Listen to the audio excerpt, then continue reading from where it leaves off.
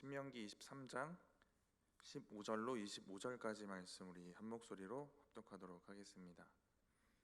종이 그 주인을 피하여 내게로 도망하거든 너는 그의 주인에게 돌려주지 말고 그가 내 성읍 중에서 원하는 곳을 택하는 대로 너와 함께 내 가운데 거주하게 하고 그를 압제하지 말지니라.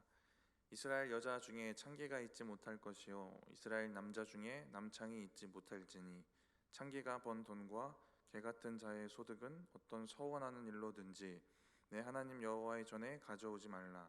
이 둘은 다 내 하나님 여호와께 가증한 것임이니라. 내가 형제에게 구워주거든 이자를 받지 말지니 곧 돈의 이자 식물의 이자 이자를 낼 만한 모든 것의 이자를 받지 말 것이라. 타국인에게 내가 구워주면 이자를 받아도 되거니와 내 형제에게 구워주거든 이자를 받지 말라.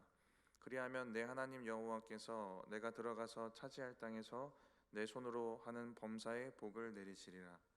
내 하나님 여호와께 서원하거든 갚기를 더디하지 말라. 내 하나님 여호와께서 반드시 그것을 내게 요구하시리니 더디면 그것이 내게 죄가 될 것이라. 내가 서원하지 아니하였으면 무죄하리라. 그러나 내 입으로 말하는 것은 그대로 실행하도록 유의하라. 무릇 자원한 예물은 내 하나님 여호와께 내가 서원하여 입으로 언약한 대로 행할지니라. 내 이웃의 포도원에 들어갈 때에는 마음대로 그 포도를 배불리 먹어도 되느니라. 그러나 그릇에 담지는 말 것이요 내 이웃의 곡식밭에 들어갈 때에는 내가 손으로 그 이삭을 따도 되느니라. 그러나 내 이웃의 곡식밭에 낫을 대지는 말지니라. 아멘. 오늘 총 5가지 이야기를 하시는데요. 이 말씀에 그래도 공통적으로 흐르는 한 가지 중점이 있습니다. 하나님이 인간의 그 존엄 자체가 잘 지켜지기를 원하신다라는 그 마음이 보여요. 그런데 그 인간다움이 지켜지는 일에 우리 믿는 자들이 순종하기를 원하십니다. 그래서 또 한 가지 주시는 메시지는 뭐냐면요, 우리가 창조된 인간의 모습을 더 잘 회복하고 믿는 사람이니까요. 우리 자신의 존엄, 거룩한 백성으로서의 이 존귀함을 더 잘 지켜내기를 원하시는 마음이 여기 담겨 있습니다. 누군가의 존엄을 지켜주는 사람이 되기 위해서 너무 당연한 건데요, 우리 먼저 존귀하고 또 귀중하고 소중한 거룩한 백성으로서의 그 거룩을 더 잘 지켜내라 라는 겁니다. 이게 오늘 결론이에요. 그래서 이제 집에 보내드리고 싶은데 설교를 좀 더 나눠야겠죠. 제가 결론을 왜 먼저 얘기하냐면, 제가 저녁에 차 타고 집에 갔다 오는데 이 결론을 머릿속에 다시 한번 떠올리다가 주님 이러면서 이 눈물이 주르륵 내리다가 회개를 하면서 차 타고 왔거든요. 저의 인생에 있어서 누군가의 어떤 사람의 인간다움을 지켜주고 누군가 돕는 게 저에게도 참 큰 동기부여가 됩니다. 하나님이 주시는 말씀 중에 다른 사람을 위해 뭔가 해야 된다라는 거는 저 주일학교 때 너무 감동받았던 말씀이고 저의 인생의 진짜 큰 중심 중에 하나거든요. 근데 이게 왜 회개가 됐나 보니까, 반면에 내가 하나님 앞에 더 존엄을 지켜가고 존귀를 지켜가는 그 노력이 부족하다라는 것들이 좀 깊게 느껴졌습니다. 내가 다른 사람을 위한 삶, 이게 나의 진짜 마음이고 진심이어도 비전이어도 내가 나를 하나님 앞에 더 거룩하게 지켜가는 그것 먼저 하지 않으면 이게 잘못된 것이겠구나라는 생각이 들었고, 이게 회개가 되었던 것 같아요. 오늘 말씀을 나누면서도 이런 은혜가 좀 회복이 되면 좋을 것 같습니다. 오늘 말씀드렸듯이 5가지 말씀이 주어지는데요, 먼저는 종을 대하는 것에 대한 내용입니다. 우리 15절 말씀 다시 한번 읽어보겠습니다. 종이 그의 주인을 피하여 내게로 도망하거든 너는 그의 주인에게 돌려주지 말고. 주인을 피하여 내게로 도망한 종이 있습니다. 근데 이 종은요, 이방인 노예입니다. 이방인 노예가 이스라엘로 도망쳐온 상황이에요. 왜 이스라엘로 도망왔을까요? 거기보다는 이스라엘이 종에 대한 처우라고 하니까 좀 이상하지만 대우가 좋았던 겁니다. 신명기 15장에 종은 7년째가 되면 풀려나요. 풀려나는데 놀라운 건 넉넉한 정착 자금을 줘서 풀어주라고 합니다. 근데 더 놀라운 게 있거든요. 15장 16절을 보시면 종이 풀려나는 해가 되었는데 종이 집주인을 좋게 여긴대요. 그래서 나는 계속 종을 하겠습니다라고 하는 사람이 있으면 그렇게 하라는 겁니다. 근데 이 상황이 이방 나라의 입장에서 보기에는 이게 말이 안 되는 상황인 겁니다. 종을 자기 물건처럼 여기고 생명도 자기 것처럼 여기고 부리고 학대하는 게 우리가 일반적으로 아는 그 종의 이미지, 그게 이방 사람들의 생각이고 상황이라면 이스라엘의 종들은 좀 인간다운 대우를 다 받았다라는 것을 추측해 볼 수 있습니다. 인간다운 대우를 하라고 하나님이 명령을 하셨어요. 그러니까 이방인 종이 이스라엘로 도망한 것은 이스라엘에 거는 기대와 소망이 있었던 것 같습니다. 이스라엘의 하나님에게 소망이 있고 기대가 있고 하나님이 만드신 법, 그걸 지켜가는 이스라엘 사람들에게 기대를 가지고 있었던 것 같아요. 좀 더 나은 삶, 인간다운 삶, 좀 더 넓은 의미로 말씀드리면 구원에 대한 기대가 있었을 것입니다. 제가 15절을 처음 보면서 마음이 갔던 건 피하여 내게로 도망하거든. 세상의 어려움을 피해서 또 세상의 고단함을 가지고 우리에게도 오는 사람이 있겠구나라는 마음이 들었어요. 희망과 소망을 품고 기대감을 가지고 하나님 믿는 사람에게 뭔가 있겠지, 이런 마음들도 있었을 것이고요. 그런 사람들이 있겠다라는 생각이 들었습니다. 그런 사람들에게 그 사람들의 기대처럼 돕고 섬기는 사람이 되어라. 오늘 15, 16절 말씀입니다. 15절 말씀은 이방 종들을 피해서 이스라엘 사람들에게 이방 종들이 피난을 했을 때 그들에게 피난처도 되어주고 그들의 삶의 실제적인 도움도 되어주라는 얘기를 하고 있습니다. 그들이 가진 희망과 소망이 이루어지도록 그들을 돕고 섬겨라. 이게 하나님의 명령입니다. 저와 여러분에게도 동일한 순종을 요구하실 거예요. 그래서 적용을 한번 해보면 피할 곳 되어주고 위로가 되어주는 사람 되는 것, 좀 더 나아가 보면 대우받지 못하는 사람, 인간다운 삶을 살지 못하는 사람에게 무언가 실제적인 도움이 되는 겁니다. 여기까지가 그들의 육적인 걸 돕는 거라면 더 나아가서 그들의 영적 구원을 돕는 사람이 되는 거예요. 어떤 이방인 종이 이스라엘로 도망했고 그럴 만한 이스라엘 사람이 15절 말씀에 순종하는 사람이어서 그의 피난처도 되고 실제적인 삶의 도움도 되어주었다면 그 종은 그 법을 지키고 하나님의 법을 지키는 그 사람에게 관심이 가고 또 하나님께 관심이 가고 이렇게 구원의 길이 열리지 않았을까 하는 상상을 해봤습니다. 이것처럼 누군가의 육적인 삶, 정신적인 삶, 여기에 도움이 되고 피난처가 되어주고 결국 하나님을 소개하고 영적인 구원으로 인도하는 그러한 사명이 저와 여러분에게 있다라는 겁니다. 근데 이런 사람들이 우리의 인생에 많이 나타나시나요? 어제도 만나고 그저께도 만나고 이러십니까?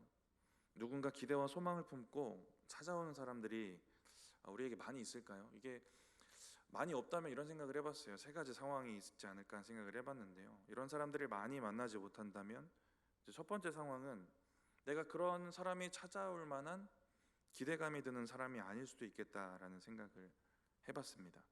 다니엘 기도회 때 유기성 목사님이 믿는 거 숨기지 못한다는 얘기 하셨어요. 진짜 잘 믿으면 티가 안 날래야 안 날 수 없다는 얘기입니다. 우리가 예수 믿는 것이 제대로 티가 나면 오늘 본문의 이방 종들처럼 뭔가 삶에 문제가 생기고 어려움이 있고 필요가 있고 위로가 필요할 때, 절망 가운데 구원이 필요할 때 우리를 보고 소망이나 기대를 발견할 수도 있지 않을까 하는 겁니다. 그런데 우리의 모습에 그런 기대감이 없진 않을까? 이게 첫 번째 경우를 한번 생각해 봤고요. 두 번째 경우는 그런 사람들이 나타났고 다가왔는데 우리가 놓치는 경우도 있을 것 같아요. 놓치는 가장 중요한 이유는 우리가 그들에게 이런 사람이 돼야 된다라는 마음이 부족해서이지 않을까 하는 생각을 해봤고요. 세 번째 경우는 이건 좀 더 적극적인 적용 같아요. 그들의 삶으로 뛰어들어야 하는 경우를 우리가 하지 않는 경우도 있을 것 같습니다. 이번 다니엘 기도회는 특히 이런 분들 많았던 것 같아요.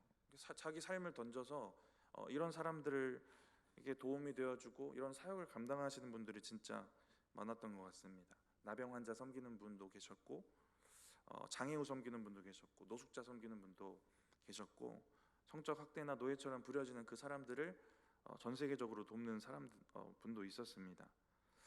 이 세 가지 경우 가운데 이것들을 돌아보면서 가장 먼저는 누군가 기대를 가지고 찾아올 만한 그런 사람이 우리가 돼야겠구나, 우리의 속 안에 있는 우리의 영을 먼저 채우고 준비해야겠구나라는 생각이 들었습니다.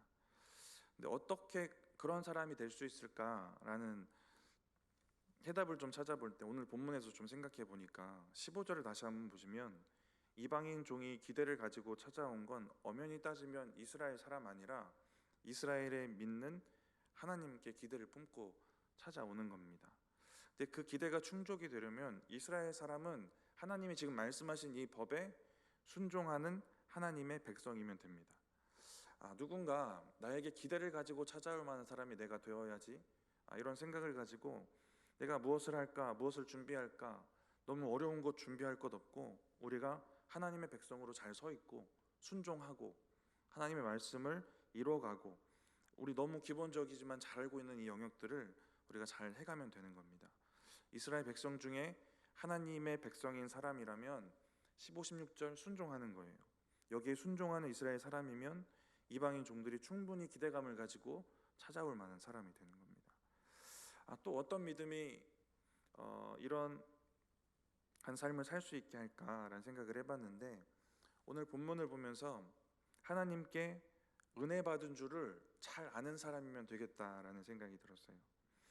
이방종을 배려하라는 오늘 말씀이 이스라엘에게는 더욱더 동기부여가 되어야 되는 그 이유는 너무 잘 알고 계시지만 이스라엘도 그랬던 시절이 있었기 때문에 그렇습니다. 노예의 시절이 있었기 때문에 누구보다 그 마음을 잘 아는 사람들, 직접 겪었을 경우 아니면 아버지를 통해 조상을 통해 들었을 경우들이 있었을 거예요.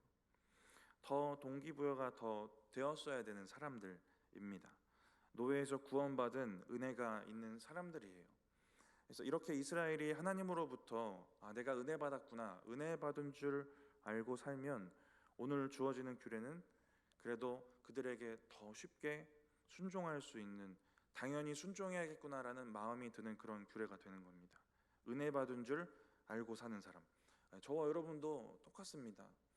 이런 믿음이 필요해요. 저와 여러분에게도 죄의 노예에서 구원받은 그 구원의 기억과 은혜가 있습니다.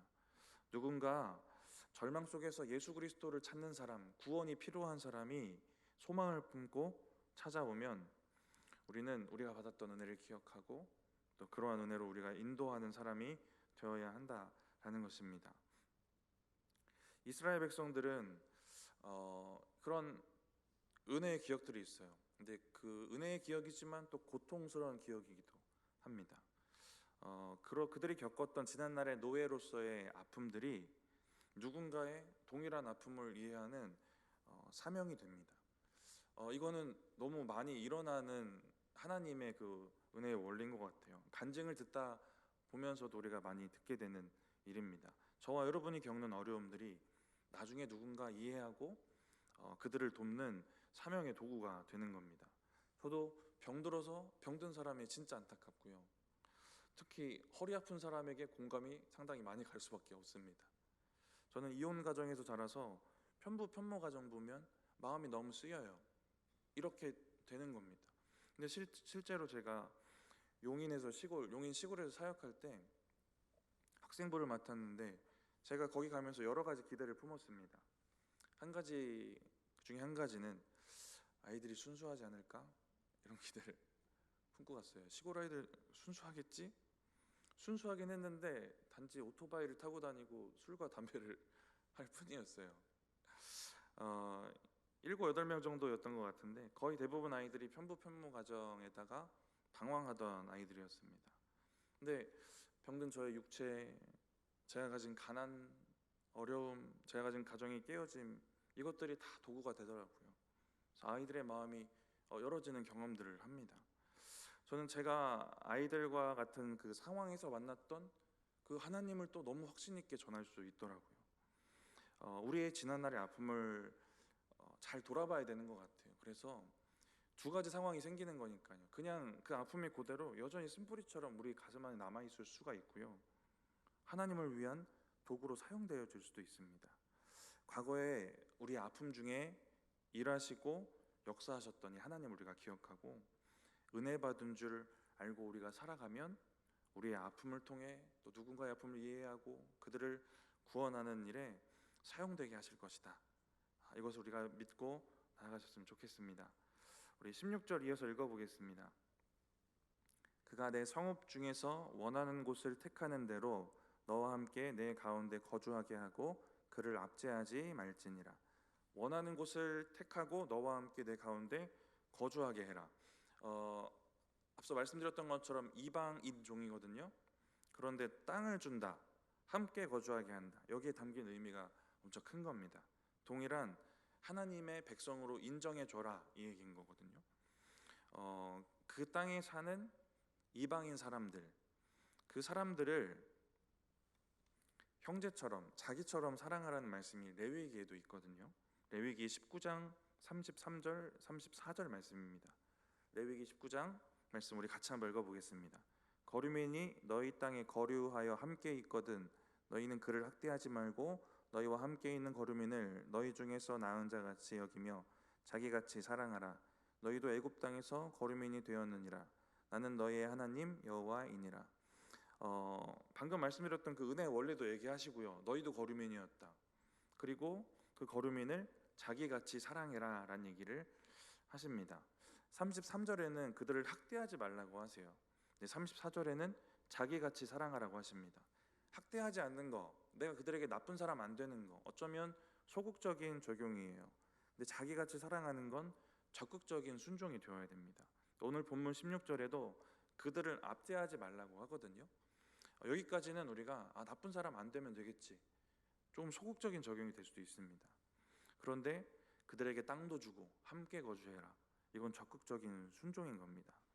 하나님은 우리가 이웃에게, 형제에게 피해만 안 주면 되겠지, 이 정도의 마음을 품고 사는 걸 원하는 게 아니세요. 이건 세상 사람들이 갖는 그냥 그들의 예의고요, 그들의 생각이고, 우리는 더 적극적인 도움을 주라고 말씀을 하십니다.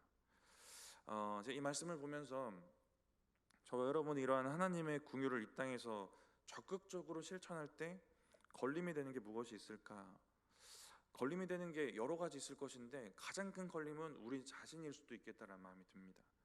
우리 자신의 마음 가운데 편견, 그리고 판단, 뭔가 계산하는 것, 이 마음들이 뭔가 적극적인 이 형제 사랑, 누군가 어려운 사람을 돕는 일에 걸림이 되는 것 같아요.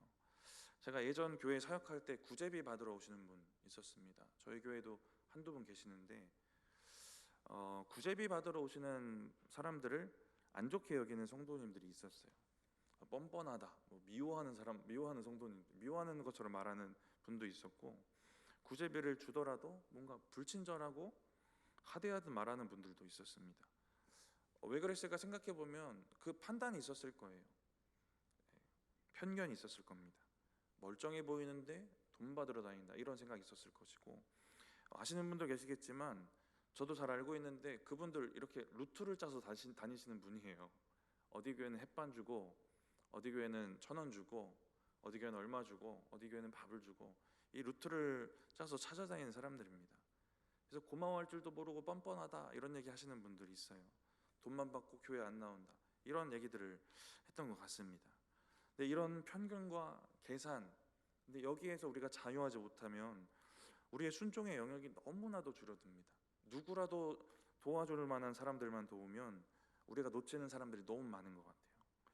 저도 개인적인 삶에서 이 구제를 실천해가는 일들이 있는데 가장 많이 들었던 종류의 이야기가 비슷합니다. 폐지 주우시는 분들을 제가 작정하고 기간을 정해서 도왔던 적도 있고, 지나가다 마음이 감동이 되면 같이 줍는 거 도와드리기도 하고, 제가 박스를 엄청 잘 뜯습니다. 그래서 박스 뜯는 거 도와드리기도 하고, 음료 따뜻한 거 사드리기도 하고 그래요. 근데 제가 주위에서 들었던 얘기, 예전에도 한번 말씀드렸지만 저 할머니 건물 있어요 얘기도 들어봤고, 저 할아버지 신은 신발이 나이키예요 이 얘기도 들어보고 했습니다. 근데 제 이미지가 좀 멍청해 보이나요? 근데 제가 그걸 모를까요? 제가 다 압니다.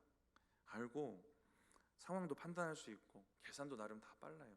다 알고 있는데 그냥 그분이 진짜 부자인지, 그래서 소일거리 삼아서 하는 건지, 그가 진짜 어려운지 이걸 판단할 시간에 그냥 돕다 보면 진짜 도움이 필요한 사람, 그 사람이 도움받을 수 있는 기회가 더 늘어나겠지, 이 마음으로 하는 겁니다. 교회 구제비 받으러 오시는 분들, 그분들끼리 서로 얘기해줘서 루트 짜고 여기저기 다니시는 거 잘 압니다. 신발 저도 보이고, 좋은 신발, 저보다 좋은 신발 신는 거 보입니다. 보이는데 그런 마음으로 편견을 가지고 판단하는 시간에 기도하면 더 좋을 것 같아요.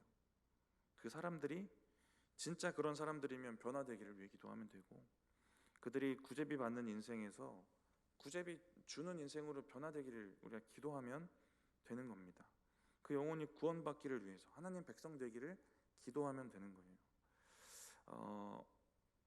제가 이 전교회 신림동 중앙교회 있을 때도 구제비 받으러 오시는 분들 만났는데 60세 정도 되신 아저씨가 있었어요.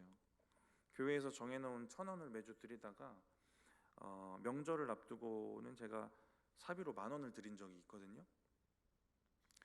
근데 제가 감동을 받은 상황이 무엇이었냐면, 제가 드린 10,000원을 반으로 잘라서 더 어려운 할머니를 또 도와주세요. 근데 그 할머니는 500원을 11조를 합니다. 뭔가 귀엽다라는 생각도 좀 들었고, 아름답다라는 생각도 들었고, 믿음이 전해지고 막 흘러가는구나, 이런 감동도 있었던 것 같아요. 저는 그때 그런 생각을 했는데, 1,000원을 주는 일인데요, 이걸 우리가 1,000원의 가치보다 더 큰 가치를 두고 행하면 하나님이 믿음의 역사를 더 크게 이루시겠다, 이 마음이 들었습니다. 우리가 하나님의 일을 한다고, 누굴 돕는다고 하는 거 하나님 입장에서 정말 티끌 같은 걸 수도 있거든요. 근데 거기에 우리가 믿음을 정말 태산처럼 담아서 하면 하나님이 엄청난 역사를 이루시겠다라는 확신이 들었습니다. 제가 10,000원 하나님께 드리는 마음으로 아저씨께 드렸고, 아저씨가 5,000원 할머니께 드리고, 그 500원 11조를 하나님께 드려서 결국 하나님은 500원 받으셨어요. 이건 사람의 계산이고, 그런데 하나님이 그 아저씨, 그 할머니의 마음과 믿음을 받으셨던 겁니다.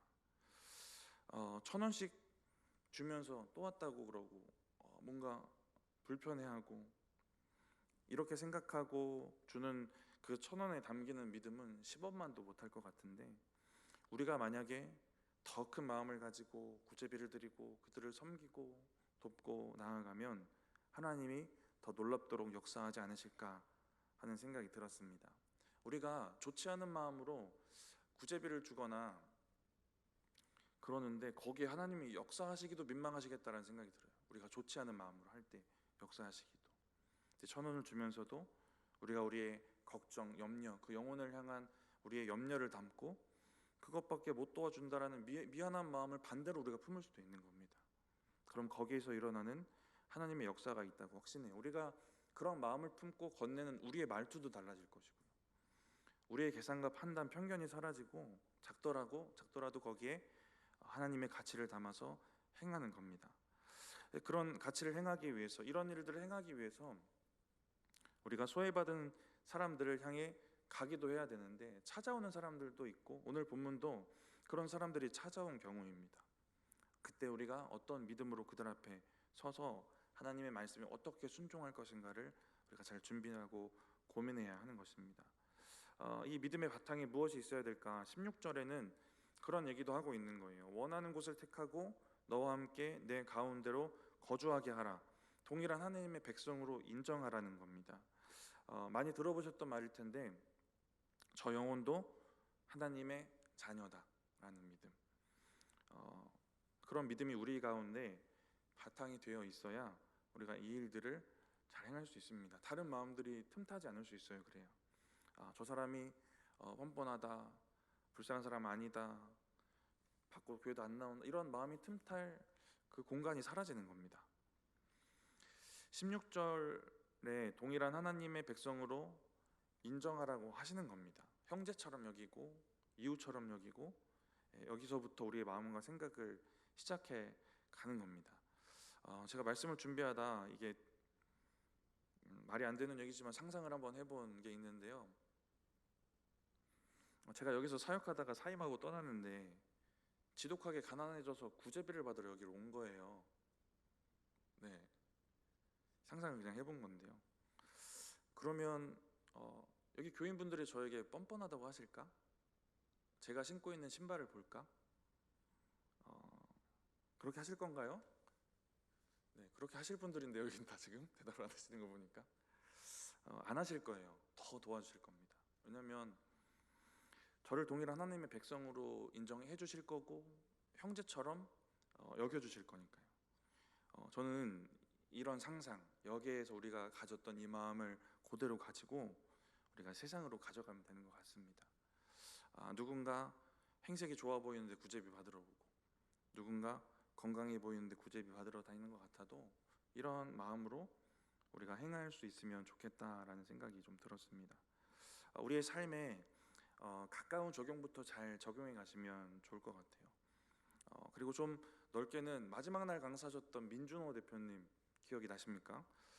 오늘 본문을 보면서 이분 생각도 좀 났는데, 이분이 하시는 사역이 전 세계 인신매매나 성적 노예로 사는 사람들을 돕는 사역입니다.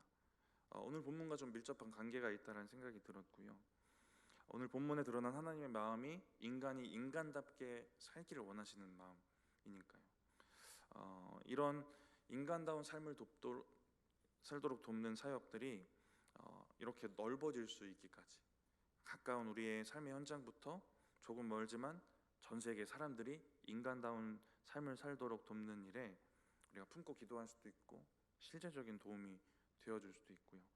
우리가 순종해야 될 이러한 영역들을 잘 기도하시고 또 순종하셨으면 좋겠습니다. 17절, 18절은 창기와 창기가 드리는 헌금에 대해 말씀하십니다. 우리 같이 한번 읽어보겠습니다. 이스라엘 여자 중에 창기가 있지 못할 것이요 이스라엘 남자 중에 남창이 있지 못할지니 창기가 번 돈과 개 같은 자의 소득은 어떤 서원하는 일로든지 내 하나님 여호와의 전에 가져오지 말라. 이 둘은 다 내 하나님 여호와께 가증한 것임이니라. 이스라엘 중에 창기가 있으면 안 된다고 하십니다. 이스라엘 백성이 하나님의 백성으로 구별되고 성별되기를 원하세요. 앞서서 결론을 먼저 말씀드렸던 것처럼 이스라엘 자체에 또 그들 스스로 자기의 존엄, 자기의 거룩을 더 잘 지키라는 겁니다. 가나안 사람들은 우상을 섬길 때 성관계를 합니다. 그래야 신들의 마음이 더 잘 움직이고 풍요가 이루어진다, 가축도 잘 번성한다라는 믿음이 있었습니다. 17절에 말하는 창기들은 가나안 우상을 섬기는 방법으로 매음하는 사람들이에요. 그런 사람 되지 말라고 하고 있어요. 18절에 개 같은 자라고 나오는데 뭔가 욕 같은데 17절에 나오는 남창을 얘기하는 말입니다. 15, 16절 또 이어서 17, 18절을 좀 이어서 우리가 생각을 해보면 말씀드렸던 그 결론의 하나님의 마음들이 좀 생각이 납니다. 하나님의 백성으로서의 우리가 성별되고 우리의 존엄을 잘 지켜가고 또 그래야 누군가의 존엄도 지켜주는 것입니다. 이 창기에 대한 이야기를 좀 보는데 우리가 좀 멀리 떨어진 이야기 같을 수도 있는데요. 이들이 하나님도 믿고 있습니다. 이게 충격적인 말씀인 거죠. 18절에 이들이 번 돈을 하나님께 가져오지 말아라 라고 하십니다. 이방신을 위해서 번 돈을, 매음을 해서 번 돈을 하나님께 바친다. 상식적으로는 이해가 잘 안 되는데요. 이런 상황들이 왜 생기냐면 이스라엘의 신앙 상태가 이렇게까지 된다는 겁니다. 신명기 16장 21절에는 내 하나님 여호와를 위하여 쌓은 제단 곁에 어떤 나무로든지 아세라상을 세우지 말며, 하나님을 위해 쌓은 제단 바로 곁에 우상을 위한 제단을 쌓는 거예요. 하나님과 우상을 겸해서 섬길 수 있다라는 생각을 하고 있는 겁니다. 신명기 12장 30절 31절에는 이 민족들, 가나안 사람들이 그 신들을 어떻게 섬겼는지 나도 알아보고 그같이 하겠다라는 얘기를 해요. 12장 31절에는 내 하나님 여호와께는 내가 그와 같이 행하지 못할 것이라. 여호와 하나님 섬길 때는 이방인 섬기는 것처럼 하지 말아라, 이런 염려를 합니다. 왜 그러냐면 이스라엘이 그렇게 할 것 같고 그렇게 진짜 그렇게 하니까요. 이스라엘은 하나님을 섬기는 건데 우상을 섬기는 방법으로 그래서 자녀를 바치는 인신 제사도 드리기도 하고요. 이렇게 우상을 겸하여 섬기고 우상을 섬기는 방법으로 하나님을 섬기는 겁니다. 그러니까 오늘 18절의 상황이 가능한 거예요. 그 이스라엘의 영적 상태에 있어서는 우상을 섬기는 방법으로 창기가 되고 매음을 하고 그렇게 벌어들인 돈을 하나님께 바치는 일이 벌어지는 겁니다. 우리가 하나님을 섬긴다, 하나님을 믿는다라고 우리가 증명할 수 있는 것들이 무엇이 있을까? 헌금이나 예배생활 그런 것 자체라면 어찌 보면 모양은 여기 나오는 성전 창기들이 하는 일들은 비슷할 수도 있습니다. 그들이 하나님을 섬기는 헌금도 하니까요. 근데 오늘 본문을 보면서 우리가 점검해 본다면 우리가 신앙생활, 신앙 행위들은 하고 있지만 영적 음란들 이것들이 우리 가운데 틈타서 뭔가 겸해서 섬기고 우상 섬기듯 하나님 섬겼던 이스라엘의 그런 신앙 상태가 우리의 신앙 상태는 아닌가를 돌아볼 수 있는 겁니다. 또 한 가지 생각해 볼 수 있는 건요, 과정을 중요하게 생각하지 않는 신앙에 대해서 생각해 볼 수 있어요. 18절에 보면 이 성전 창기들이 어떤 일까지 하냐면 서원까지 합니다. 서원이 얼마나 귀한 일입니까? 그런데 그들이 서원하는 일로 가져온다고 해도 가져오지 말라는 거예요. 서원한 것을 드리려는 선한 목적, 그 목적이 선해도 그 과정도 보시는 겁니다. 하나님이 결과적인 그 돈만 낸다, 헌금만 낸다고 되는 문제가 아닌 거죠. 하나님 입장에서는 헌금하는 사람의 그 중심, 그의 삶을 보시는 겁니다. 그런데 성전 창기들은 과정 생략하고 결과적으로 하나님께 서원했던 것, 하나님께 드리는 헌금이다라는 것만 생각하는 겁니다. 자기 목적이 서원을 갚는 것이라는 좋은 목적이다, 이것만 생각하고 있는 것 같아요.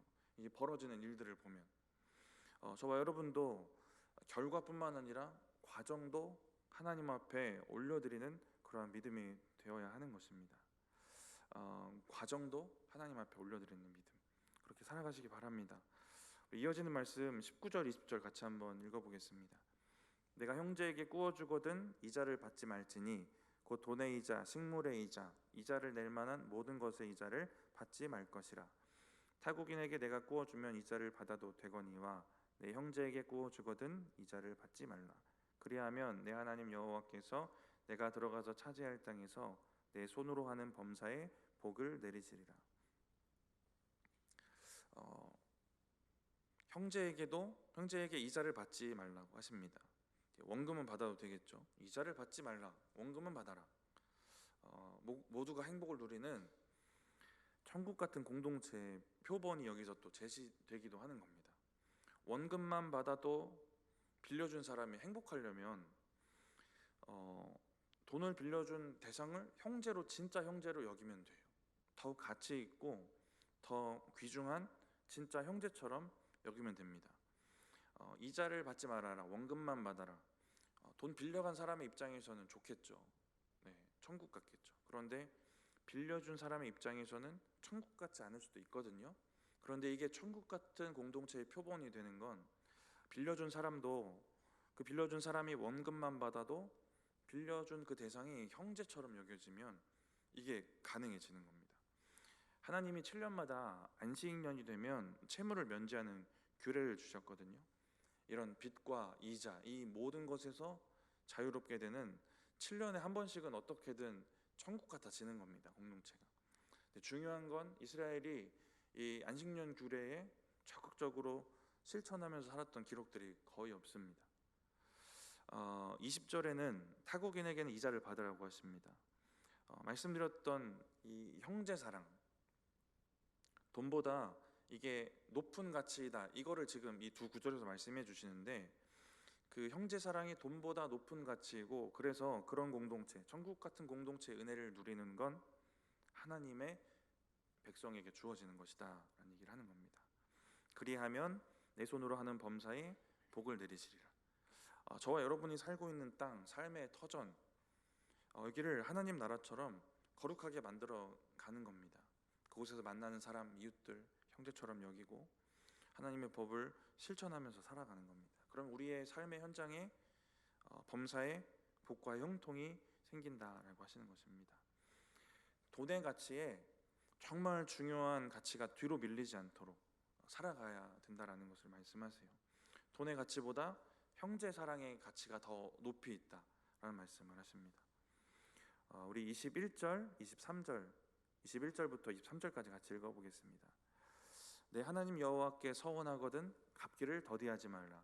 내 하나님 여호와께서 반드시 그것을 내게 요구하시리니 더디면 그것이 내게 죄가 될 것이라. 내가 서원하지 아니하였으면 무죄하리라. 그러나 내 입으로 말한 것은 그대로 실행하도록 유의하라. 무릇 자원한 이물은 내 하나님 여호와께 내가 서원하여 입으로 언약한 대로 행할지니라. 서원하는 것은 하나님 앞에 참 귀한 행동이고 하나님도 기뻐하시는 행동이 맞습니다. 서원하는 건 좋아요. 그런데 오늘 본문과 같은 내용이 주어지는 건 신중하게 하라는 겁니다. 서원한 건 하나님께 꼭 지켜야 되니까요. 그러면 신중하려면 부자 된다면 하면 될까요? 물질적 서원은? 레위기를 보시면 가난한 자들도 서원할 수 있었어요.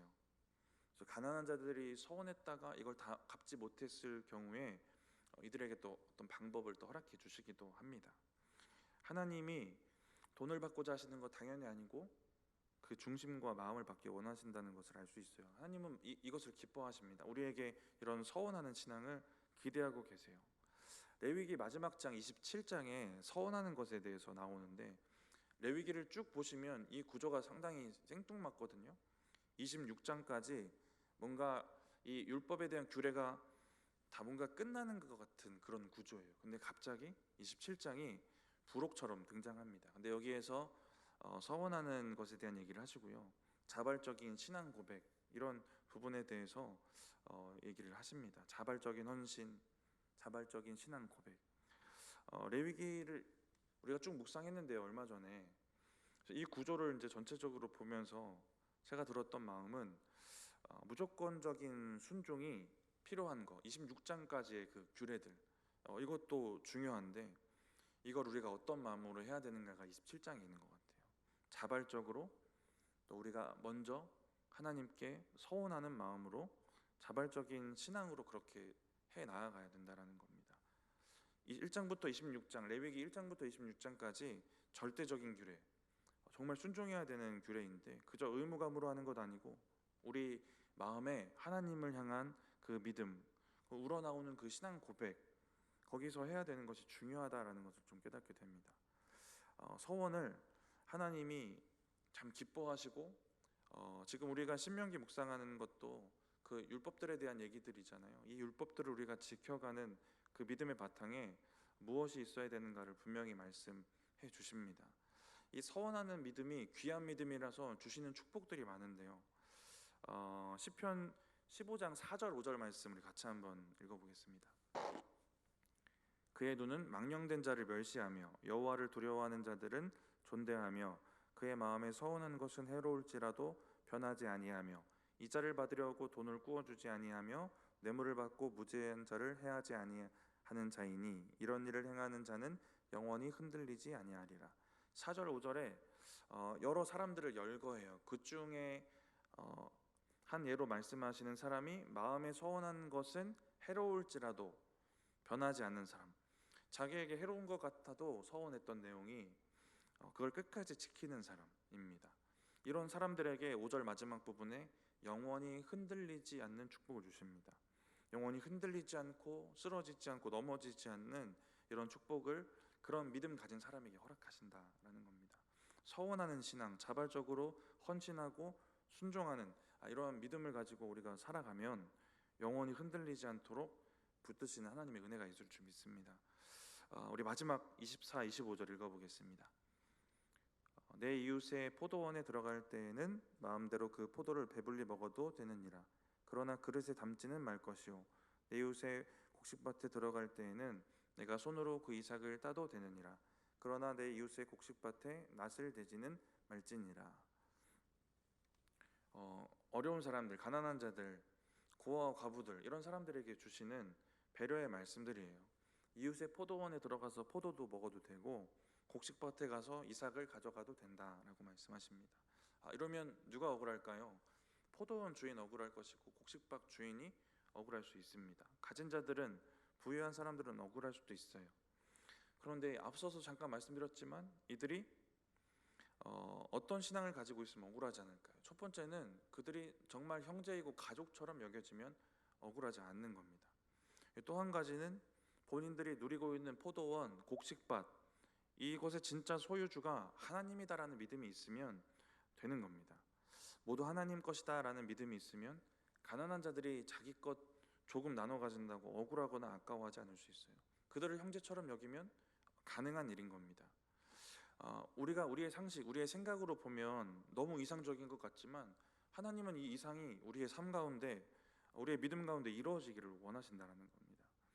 마태복음 25장에 주님이 작은 자 하나에게 한 것이 나에게 한 것이라고 하셨고요, 작은 자 하나에게 안 한 것이 나에게 안 한 것이다라는 얘기를 하십니다.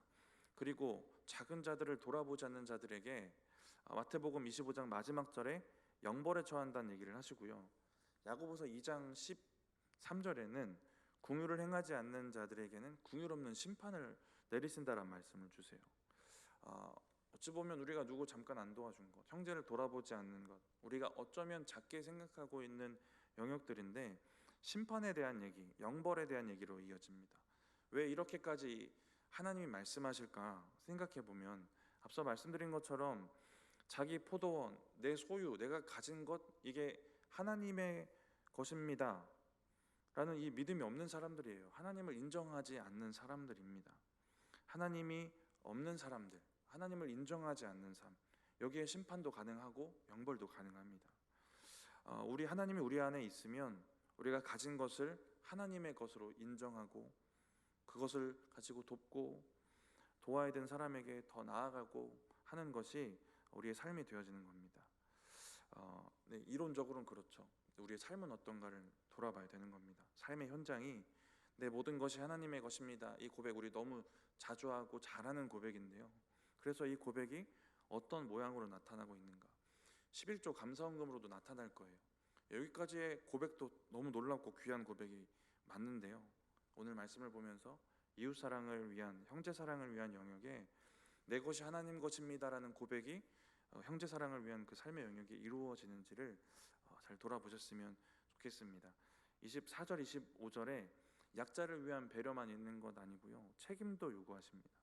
가난을 핑계 삼아서 남의 것을 맘대로 하지 말라는 얘기도 하시는 겁니다. 그리고 포도도 곡식 이삭도 이들 스스로 따야 됩니다. 궁핍한 자들의 의지적인 노력, 살기 위한 노력, 자립을 위한 노력을 요청을 하세요. 항상 도움받는 인생 아니고 더 가치 있는 인생이 되도록 인도해 가시는 겁니다. 이렇게 5가지 얘기가 이렇게 우리에게 주어졌고요, 앞서서 맨 처음에 결론 말씀드렸던 것처럼 하나님은 사람이 사람다운 삶을 사는 것에 마음을 두세요. 그리고 믿는 사람들이 그 일에 순종하면서 살기를 원하십니다. 그래서 먼저는 우리 믿는 사람들이 우리의 존엄을 잘 지켜내고 우리의 거룩을 더 잘 지켜내는 사람, 구별된 사람이 되기를 원하신다라는 것도 알 수 있습니다. 오늘 주시는 말씀을 붙잡고 우리가 1번은 내가 더 존귀한 사람 돼야지, 거룩한 사람 돼야지 하는 이 믿음을 잘 돌아보시면 좋겠고요, 또 누군가를 존귀하게 여겨주고 또 하나님 앞에 존귀한 사람으로 세워가고 구원으로 인도하는 이러한 귀한 사명 가운데 더욱더 순종하며 살아가시는 저 여러분의 귀한 인생 되기를 축복합니다. 우리 함께